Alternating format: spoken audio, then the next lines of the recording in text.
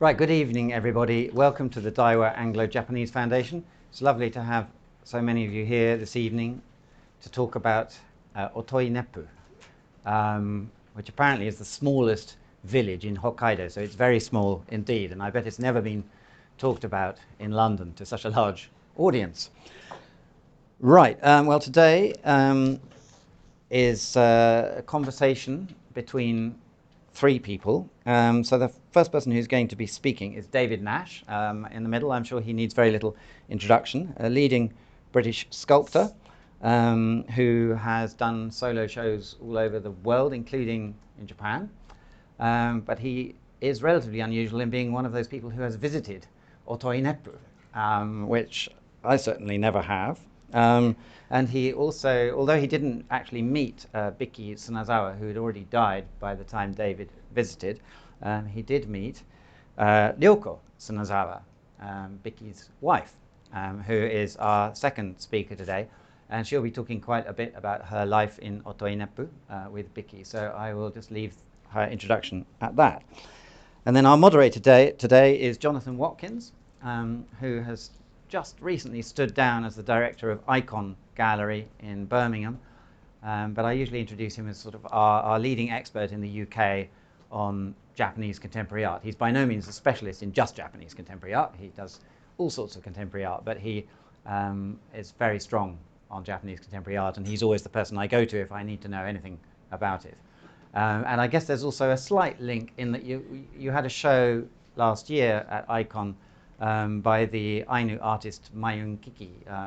So you'll hear today there's a fair bit of Hokkaido and Ainu related content. So I think I will leave the introductions at that, and I'll pass over to David, who's going to be the first to speak. Right. Hello everybody. I'm thrilled to be here and to talk about Otoineppu because it was one of the happiest times of my life. I think it must have been about the 20th time I've been to Japan. First time was in '82, invited to be part of a young British artists, combination between the Japan Foundation and the British Council, and I was one of the about 30 artists. And I made the proposal, I asked if I could come to Japan and make all my work in Japan. It's too long to explain why I wanted to do that, but it's one of the host museums of the tour agreed to host it, and again that was probably the second most happiest time of my life, and it was so successful that other museums got to know about it and wanted to do it as well.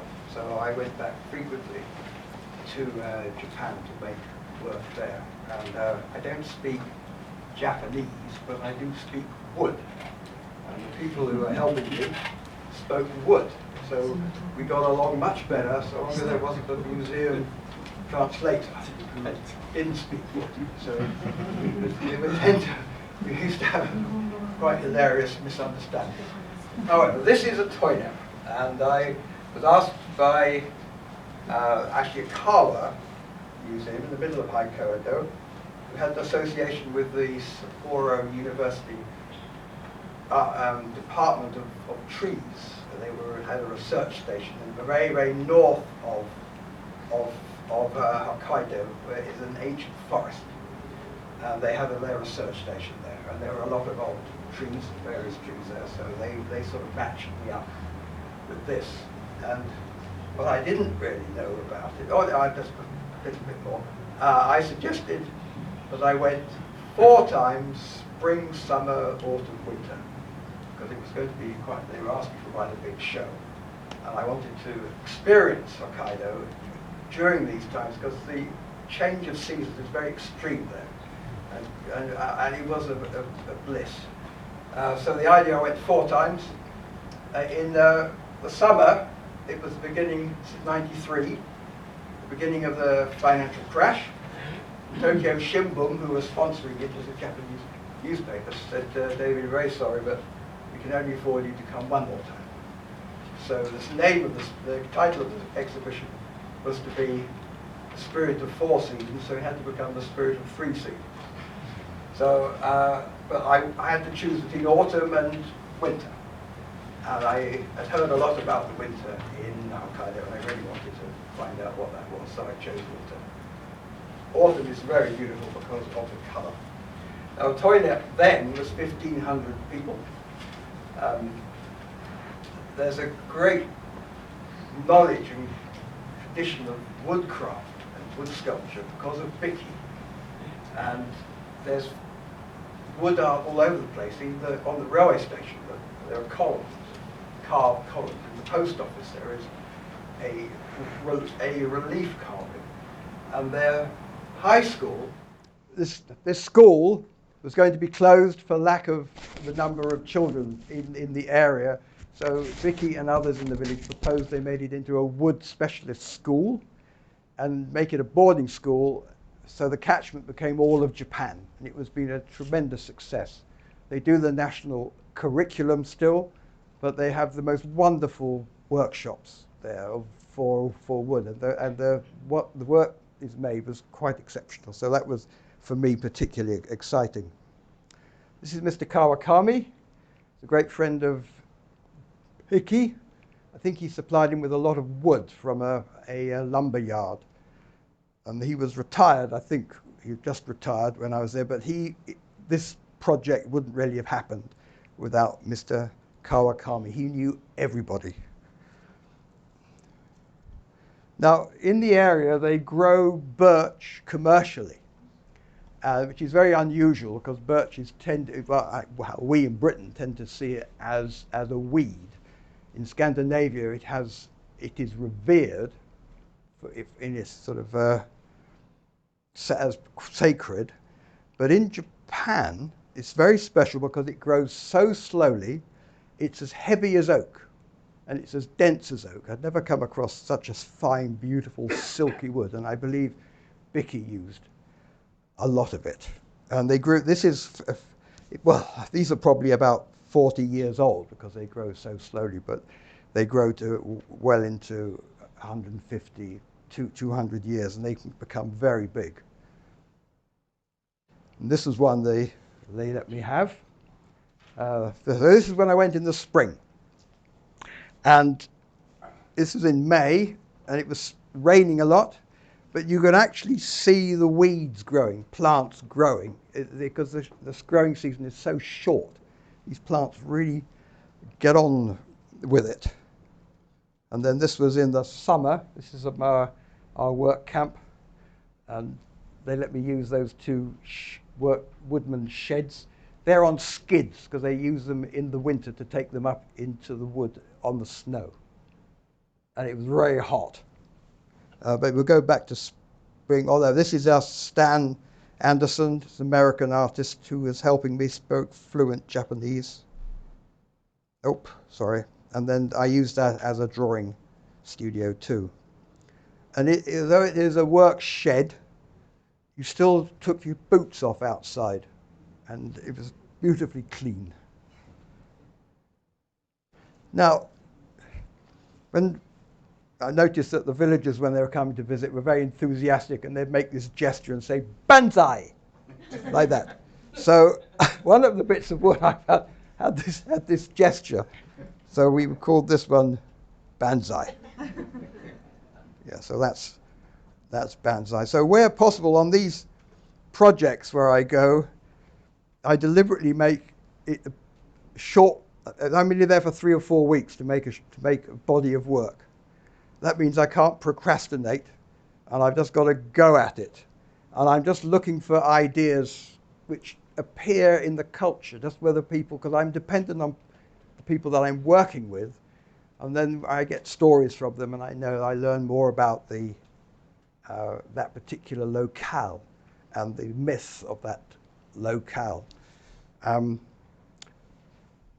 So this was a gesture that was perfect for me, and if you get this thing and you notice it and you find it quite amusing, and then you find a bit of wood that does that, obviously you go with it. This is some of the birch. I'm making something I've made a few of. It's called a crack and warp column. And this was it being stored in the school storeroom, because in between my projects, the works had to go somewhere. So some of it went to the school, some of it went to the fire station, and they were lined up along the truck, along their fire truck. So this was taking a branch, cutting it in half. I began to get involved with the school. So Stan and I took this piece there to demonstrate what I'd done with it. I was very interested in this symmetry that one gets when you halve a branch. And I cut the middle out of the right-hand one and the ends out of the other one, and put it on the wall like a spread. Now, there are 2 bits of charred wood there with some alder sticks leaning on it, and that's at the edge of the work site. And this came about because the villagers were very keen that I went to the beach, because there's a lot of wood washed up, big wood, they said. So I said, okay, we'll go at the weekend, and a truck was provided. What I wasn't expecting was about 30 of the villagers coming as well in their cars. So they were a convoy. So there was a bit of pressure to make it positive, but the wood, there's a lot of it from wood out of the sea is eaten. It's got a lot of holes in it, and it's waterlogged. And anyway, I did a few actual immediate stove things with fire on the beach. So, and the sand, the beach sand, is black from volcanic rock, ground down rock. So I got it back to the workshop, work site, charred it, put them on top of each other, thinking that could be one of my stoves. And by chance, those alder sticks got lent up against it, tied up with bits of bark. And then at the end of the project, the villagers were saying, well, what about that bit? What are you going to do with that? So I thought, well, I felt obliged to do something. So we took it back to the beach, and somebody brought the sticks along as well. That wasn't in the plan, but so anyway, they had to become part of this event. And I have done a lot of these stoves where I've lit. I've done it, well, you'll see it at the end, an ice stove. That in different circumstances, I try to find whatever's there. I can make an enclosure of some sort to make a stove.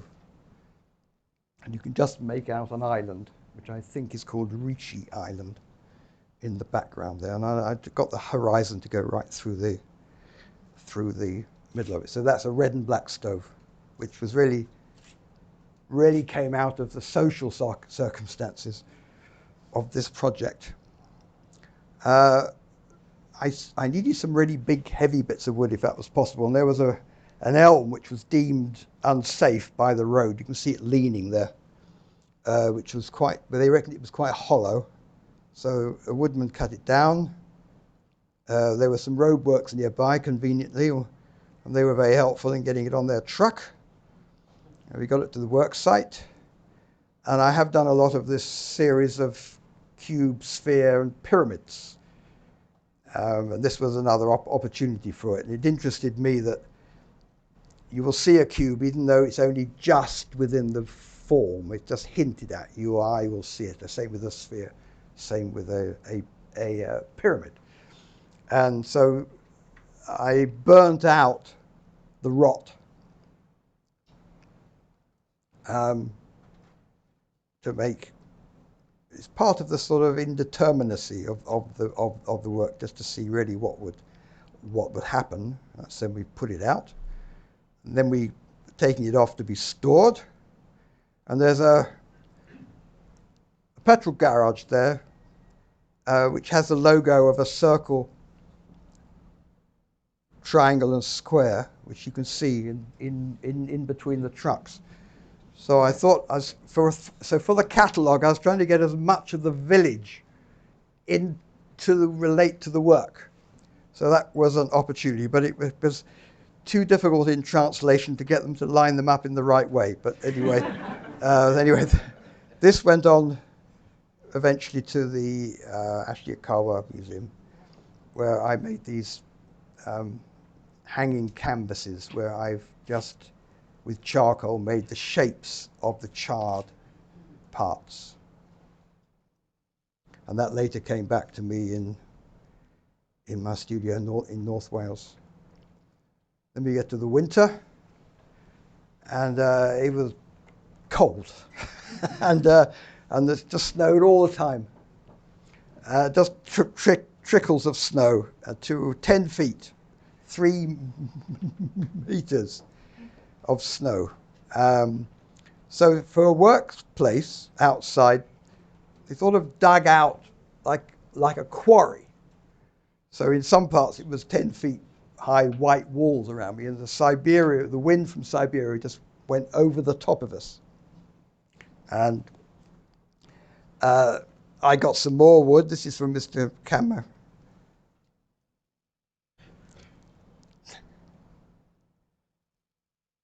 I was cutting it in half on this particular piece, and it was a reject.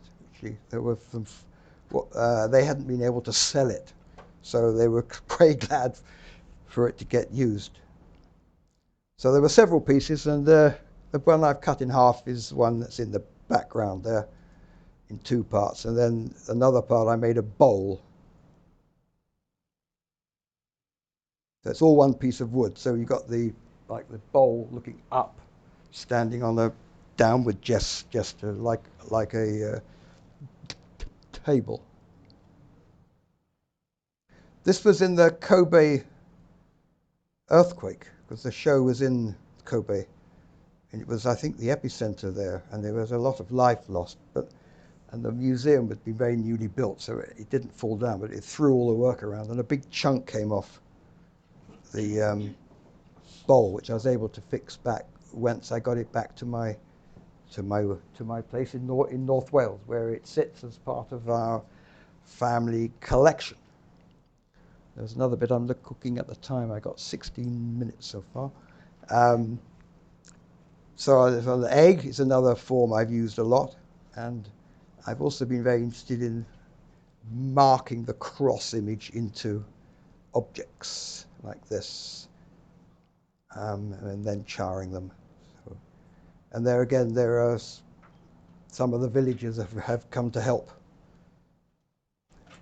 They were very helpful in the other season, but this season it was mainly hoping for firewood.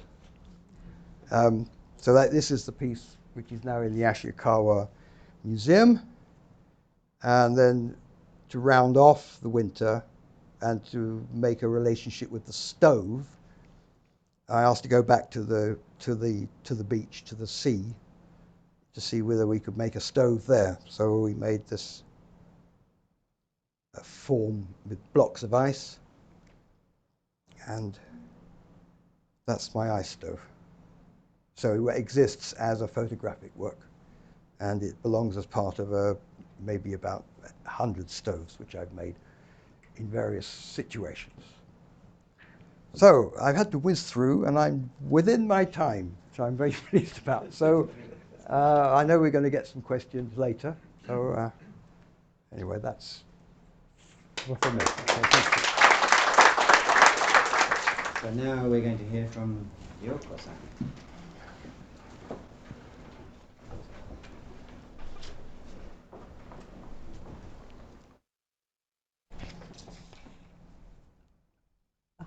砂沢良子でございます。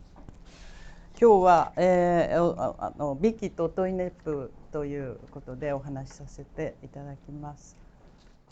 ナッシュの映像でもう私もすごい懐かしく見ておりました。雪の場面もありましたでしょう。本当に雪の多いところで、もう。じゃあ通訳しますね。ああ、そうか。I'm sorry. So Ryoko was just saying that it was very nostalgic looking at those photographs that David just showed, and there was all that snow. Yeah, it's a very snowy place. Right, stick to the script. Yeah.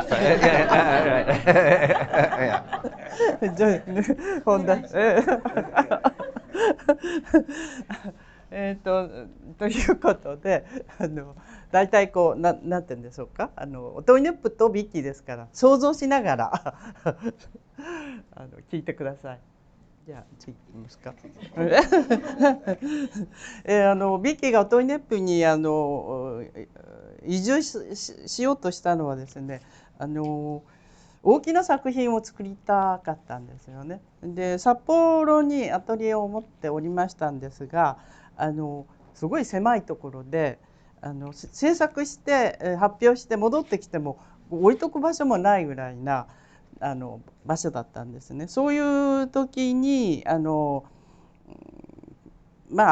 10年単位でなんか場所を変えるような仕事の仕方をしていた、たまたまそういうことになったのかもしれませんが、初めは東京に100年いやごめんなさい10年東京に10年おりました。それで北海道に戻って札幌で約10年ぐらいでしょうか。でそろそろどっか場所をつまり大きい作品を作るのに合わせて、場所を変えたいなと思っていたのではないでしょうか。その時に、それからつまり何でしょうか、一所不住一ところにいてはいけないみたいに思ってた。芸術家っていうのは大体そういう趣があるんじゃないかと思うんですけれども、そんなところにそのオトイネップの話がありましたんです。それで、どこまで行ったんだっけ？何でしたっけ？これねそうでした。それでオトイネップで10年、過ぎた頃ですね、たまたまビッキーはカナダに行きたいとよく言っておりました。なぜカナダかって申しますと、1983年に3ヶ月ほどカナダのバンクーバーブリティッシュコロンビアにおりまして、制作をしてきた経緯があります。それでカナダに行きたかったんだと思います。そしてそんなこんなでアトリエを探しておりました時に、このオトイネップの、おさしまというところに、小学校いいですか小学校がたまたま廃校になったところがあるというお話がありまして、で、思い切ってそのオトイネップに移住しました。ちょうど見えて手塩川が流れているんですけれども、ここはオトイネップはもう本当に先ほどもちょっとお話がありましたけど、今も一番小さい村なんじゃないでしょうか5軒ぐらいしか家がなかったんです。でその手塩川にかかってですこれおさしまの駅ね。読まないと日本語を聞き取って変えるのが難しいので。Am I on? Yeah. So there've been a few bits where she's gone off piste slightly, but so she mentioned that the reason why he was thinking of going to Canada was that he'd done 3 months working in Vancouver. Yeah, okay. I might just interject occasionally where necessary. それで今これがおさしまの駅なんですけどね、ここはもう5軒ぐらいしか家がない。とこでした。それで、その手塩川さっきちらっと流れておりましたけど、手塩川にかかっていた橋は初め木製の木の橋だったんです。で欄干もなくって作品を運んだ車で渡るのも怖いほどでした。欄干ないんですかで移住して翌年に立派なコンクリートの橋がかかるんですけれども、いいですか。そう次。で地元これですね。地元の人はビッキー橋なんて呼んでました。で廃校になった小さな、学校なんですけれども、そこをアトリエ兼住居にいたしました。教室が2つ、それから長い廊下が幅広くて長い廊下がありまして、そこをちょっと仕切って、教室の一つはスタジオにして、もう一つはギャラリーにしました。廊下を仕切って今書斎にもしました。そんなふうに工夫しながらやっておりました。格納庫みたいに大きな第二アトリエ出ますか？ごめんなさい。もうありましたんです。それで助手はいませんでしたので、一人で仕事をできるようにチェーンブロックやエアリフトも設置して、一人で制作するような体制を作って仕事をして、そういうオトイネップだから対策を作ることができたのではないでしょうか。広い空間と豊富な材料があって、こんなに恵まれた環境の中でいい仕事ができなかったら俺には才能がないんだってなんていうことも言っておりました。ただ神経質なところがあって、場所を変えるのはやっぱり制作の上で大変なことだと思うんですが、動物がマーキングをするみたいに、もう自分の家のあちこちに自分の匂いをつけないとダメなんですね。それで、もうちょっと時間がかかるかなと思っておりましたが、家具なども全部自分で作って、1年くらいで居心地のいい自分のいい空間にいたしました。そうしてのびのびと仕事ができるようになりました。オトイネップでの日々、オトイネップにはたくさんの人が訪ねてきました。一人で仕事をするのは大変孤独なものだと思うんですが友達とお酒を飲んだり楽しい時間を過ごすのが好きでした。高級なウイスキーのボトルが空になったら、そこに安いウイスキーなんぞ入れてみんなに振る舞ってたら、ビキの酒はうまいななんてみんな騙されてましたでビキは若い時からおしゃれな人で東京で銀座なんか散歩してると、なんか映画のスカウトされたとか、そんな話も聞いて、女性雑誌にもかっこいい彫刻家として紹介されたこともあります。で、若い時にビッキーのサポートをしてくれてた女性から聞いた話なんですが、ビッキーの目がきれいなんてなんか言われたら、その気になって目薬をさして目をパチパチして「どうだ?」なんとかそんないたずらもしてたようです。で何人ものカメラマンがやっぱりビッキーを撮影しに来ておりました。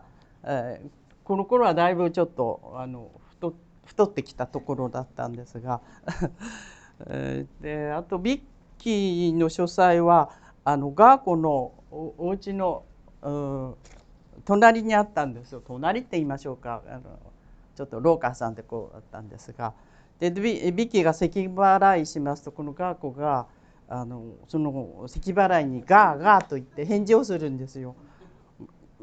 ガーコはやっぱりガーコとかアヒルは初めに動いたものが親だと思うらしくって、どこへでもついて歩いていました。ガーコのために素掘りで池を作ったり、ひなの時にですね、それで池にアヒルのおもちゃなんかありますでしょ、お風呂にこう入れてちっちゃい子に何するそんなのを浮かべてアヒルに泳ぎ方を教えたりとかそんなちょっとチャーミングなところもありましたでアトリエにはいろんな動物たちがおりまして、犬もカラスもキツネもごめんなさい、タヌキでした。もう飼ってました。でヘビだけはダメだったんです。つまりビッキっていうのはカエルのことを言うんですね。でだから何でしたっけ、カエルは、どっちだっけ、嫌いなんですよね。ごめんなさい。そう。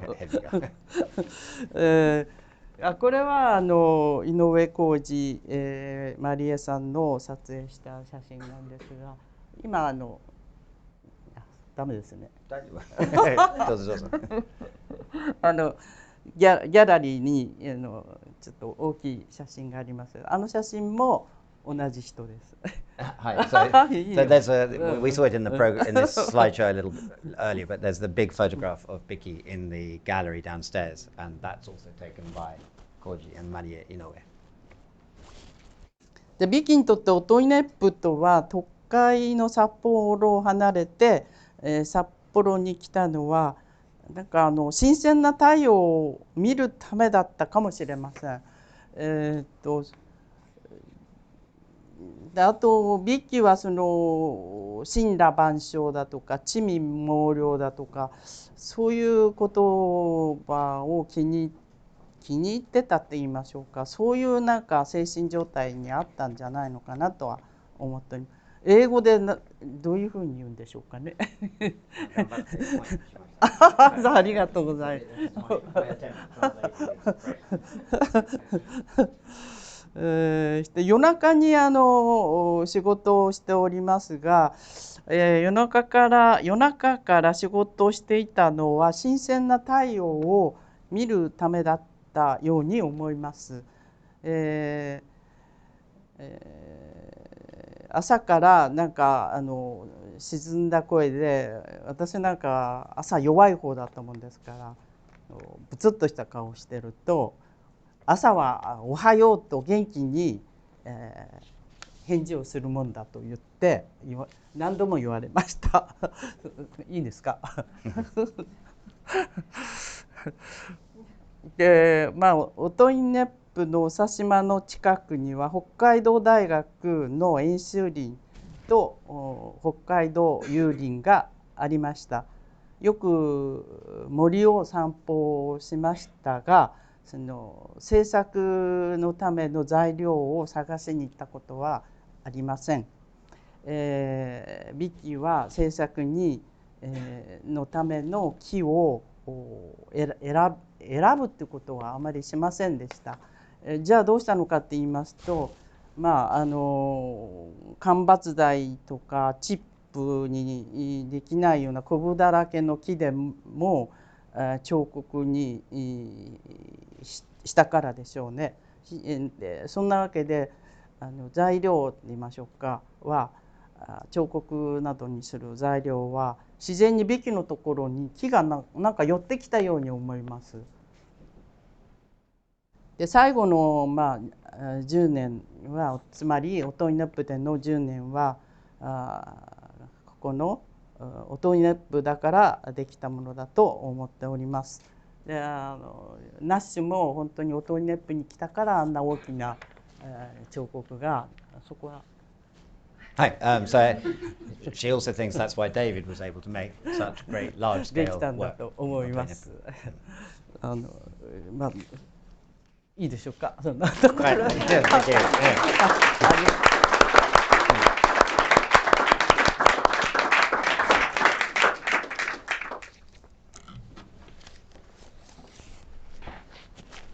Okay, well, the first question, Ryoko, is for you. And when you met David and you saw his work, how did it seem to you? デイビッドさんと初めて会った時は、彼の作品を見た時はどう思いましたか？チェーンソーの魔術師って言われて、本当に日本でもとても有名だったですよね、その頃ね。で私もビッキーの作品、ごめんなさい、ナッシュさんの作品拝見して素晴らしいと思いました。ビッキーがちょうどビッキーが亡くなって5年ぐらいなんですよね、ナッシュさんが、オトイネップに来たのは。ですからもしビッキーが生きてたら素晴らしい仕事がお互いできたんじゃないかしらと思います。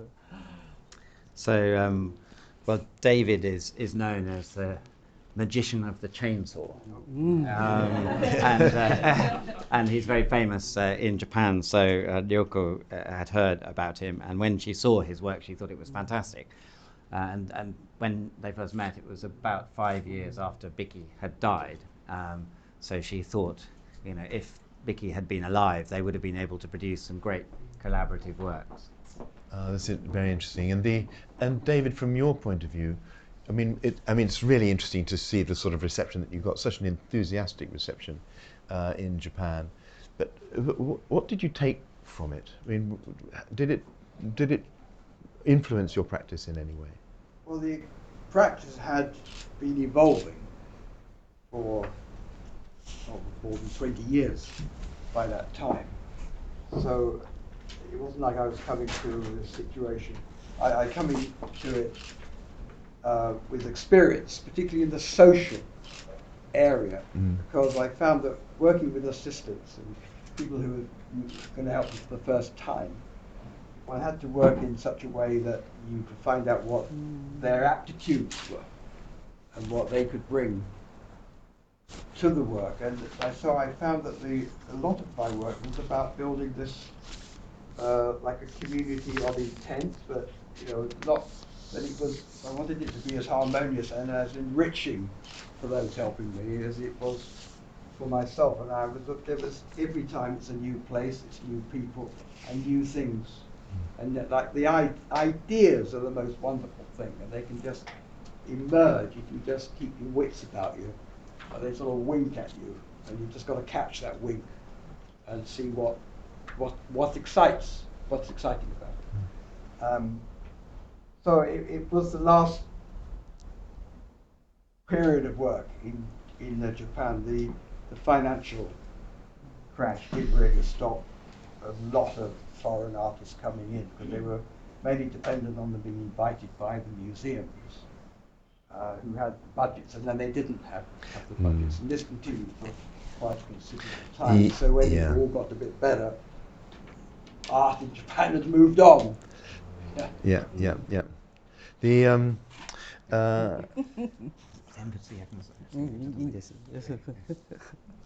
The acquisition of your work by the museums is one thing, and you mentioned earlier that you'd make a lot, they'd take some, and the rest you'd bring back to Yes, it was part of the agreement that I'd get a fee and all this help.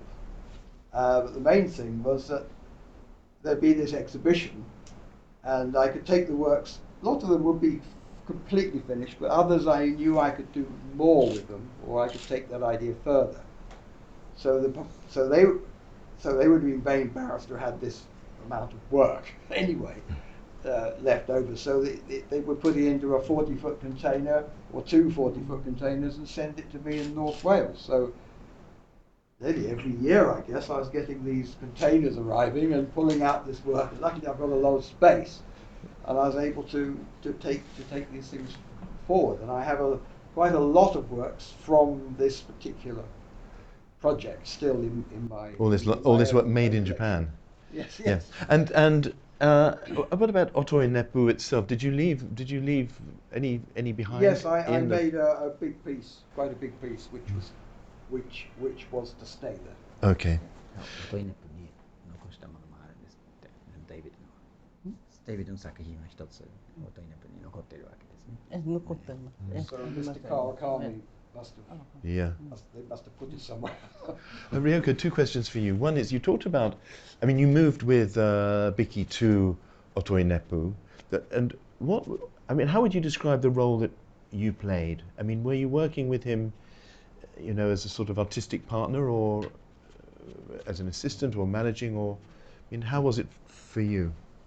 オトイネップに一緒に移住してから、涼子さんの役割はどんな感じだったんですか？一緒に作品を作っていたのか、マネージャーとか、具体的に何をしていたんですか？はい、私はもちろんビキのような彫刻とか絵とか描けませんから、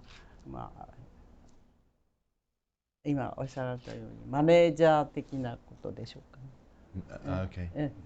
So, yeah, Ryoko can't carve wood or produce pictures in the same way that her husband could. So she describes her role as essentially being as a manager to him. And wood carving is very important within Ainu culture, and it would be interesting to know how Bikky identified himself. I mean, was he very sort of deliberately working within an Ainu tradition, or was it just one of a number of ways in which his work was developed? この木彫りはアイヌ文化の中にも非常に大切だと思うんですけれども、ビッキーさんは自分の作っているものをどう見ていたんですか？要するにアイヌみたいな作品だと思っていたのか、アイヌはただ一つの影響だけなのか。いや、日頃申してたのは、自分はアイヌである、それは否定しないと。しかしアイヌを表に出して仕事はしていないと。結果作られたものの結果にそのアイヌの精神が伝わればそれでいいんじゃないかと。であとはやっぱり、自分は何なのかっていうことで仕事をしてたように思います。So, yeah, what he used to say all the time is that yes, he was Ainu, and he didn't deny that, but he didn't really want the fact that he was Ainu to be kind of front and center all the time.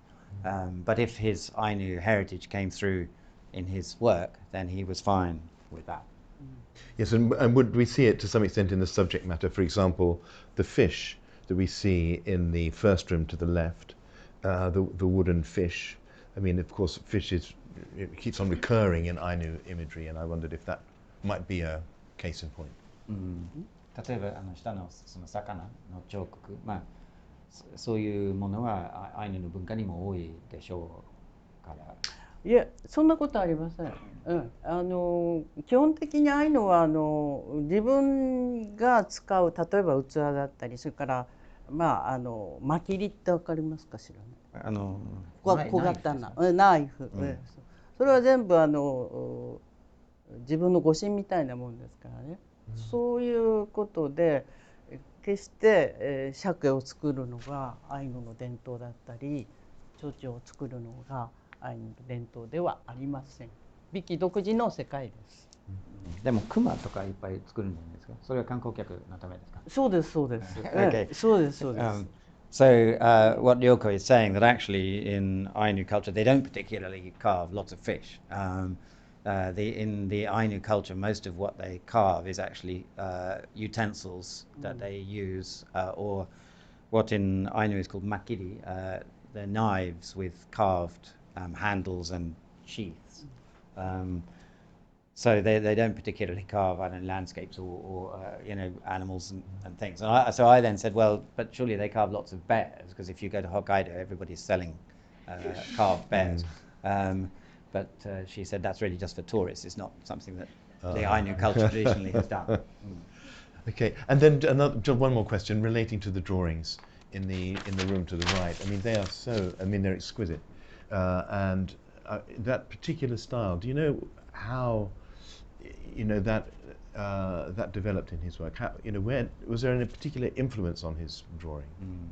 これはその描いたそのヌードとかそういう絵の話なんですけれども、そういうの素晴らしいと彼はおっしゃっていますけれども、どこか他の例えば画家に影響されたことがありますか？やはりそうでしょうね。ラフの場合は影響ってあるのかな。もともとそういう素質を持ってて、ユデッサンは若い時からやっておりましたし、全部独学ですよね。ですから誰かの影響ってことはちょっとないと思います。すべて自分の世界だと思います。So he had been doing sketches, of that kind since he was young. but she doesn't feel he was influenced by anyone in particular. He was very much self-taught. Okay.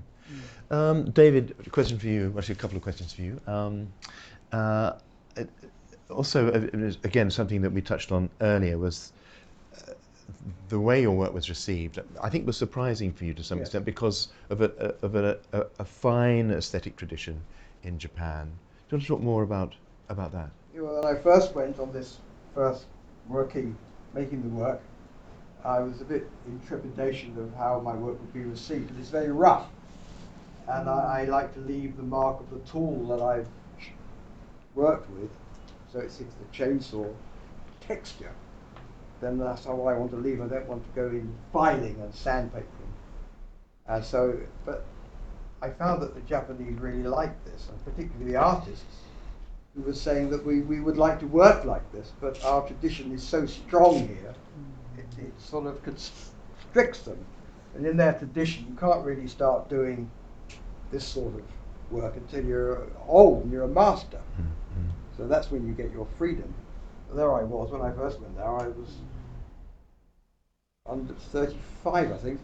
So, they were calling me sensei, which was master, which I thought was a bit embarrassing, but at least I found that it gave me some confidence.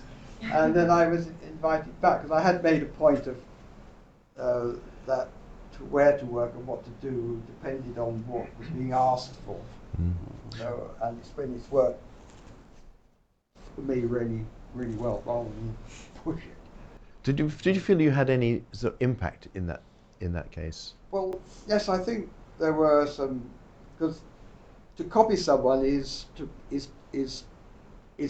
flatter or to emulate there, but it's not the same here. So I think there was, but I wasn't. But I'd go in there, do my sprint, make the show, and then I'd be back home to family.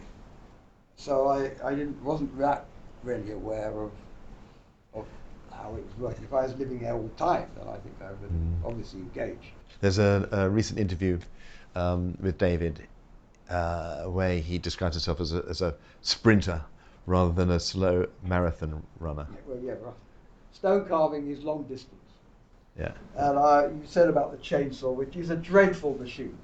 The petrol driven, it is an awful noise. It's like all the evil things in the world having their own way. But what's a case in point?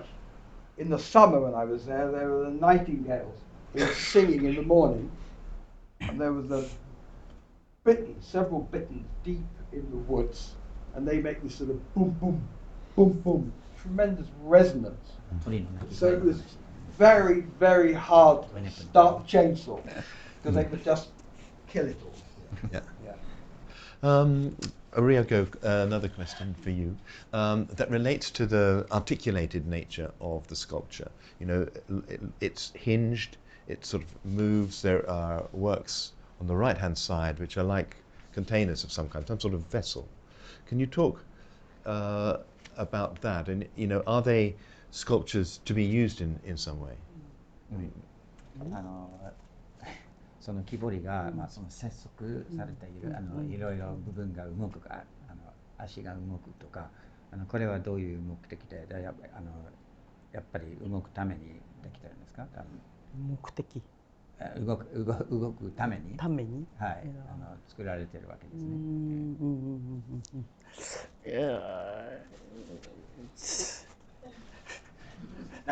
Help.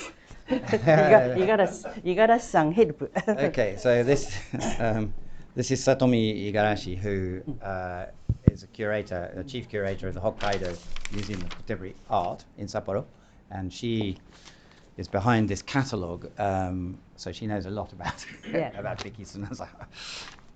どうぞ。ビッキはもともと触覚、手で触るっていうことがテーマの一つだったんですよね。彫刻のテーマの一つが手で触る、触覚を大事にする。So one of Bikky's themes as a sculptor was that you should be able to touch the things with your hands. そして二つ目は手で触って動かす、動く、そういうことも目的の一つでした。And he was also keen that you should be able to move them, and that the sculptures would be movable. Okay, but you're not encouraging your visitors to do that, I think. Yeah, so I know the answer to this one. So, I mean, sadly, they're owned by a collector who's asked that they not be touched. So, Bikky would have liked you to touch them and move them, but please don't. I mean, David was making reference to the social dimension in terms of the process, and I know today there was a workshop. There's the mannequin in the gallery to the left with the beautiful necklace. But then there is the addition of the twigs where the head would be. I mean, is that to some extent, something similar, kind of way in which Bikky, does it relate to his practice that he would be encouraging others to join in some kind of, not relational aesthetic exactly, but some sort of engagement? デイビッドのさっきの話ではいろんな人が手伝って結構社会的に数人で作品を作っていたというコミュニティみたいな感じで作っていたという説明がありましたけれども、下の、ワークショップはありましたね。昼には今日のその柳の枝をみんなで、作品を作ったわけですけれども、ビッキーさんはそういうみんなで作るとかそのコミュニティの面も重視していたんですか？そうですね。やはりそういう傾向にあったと思います。それで、自分はこう作ったけれど、誰かその人の手を加わってまた変化させるっていうことをなんて言ったらいいんだろうね。You against great to meet you, by the way. I'll just translate that bit first. I mean, yes, she thinks that Bikky did have that kind of tendency. But a lot of the time he would make the work himself, but he was keen that other people should be able to touch it and change it by doing so. ビッキーは一人で制作をしていました。助手がいたわけじゃないんですけど、ただ体調が悪い時はどうしてもアシスタントが必要で、それでいろんな作家たちと一緒に大きな作品を作ることはありました。So Bikky originally worked by himself without any assistance, but when he was older, I suppose, when he wasn't so well, he had to use assistance, particularly to make the large-scale works, and he worked on some of these works with other artists as well. 下にあったチュカは、目的としてはいろんな人が参加して一つのものを作る。来たゲストっていうかギャラリーに来た人が自分で触ってそして組み立てていくたくさんの人が参加するっていうそういう考え方を1970年代からビッキーは考えていました。So the work downstairs, which we made at lunchtime, is called Flower Tree Flower. Chuka, yeah. And yes, it was Bikky's idea that people should come together, should touch the work. チュカ自体は1983年頃からやってたので。Right. Yeah. So the original work was actually in 1983, but yes, it was his idea that just the ordinary visitors to the gallery should have the experience of touching the wood and making the work together. Very important for people to know that they're not any old twigs. They've been brought by Jason in a suitcase earlier this week, all the way from Japan. Yes, it was quite a palaver bringing those twigs because it turns out that to import raw wood into the UK, you have to have a certificate of phytosanitary. Yes. Don't ask me to translate that into Japanese, but anyway. And so somebody in our Tokyo office had to take them to Haneda Airport to get this certificate. I think they had to be fumigated to ensure that there are no nasty beetles or anything. That must be a real issue for you. If it's in a container, which are airtight, it's easier. It's already there to be fumigated. So everything that comes in to me from abroad is fumigated. Okay. And likewise, before any show I make, everything goes in a container and we fumigate it. Because there are bugs which you can spread around. Okay.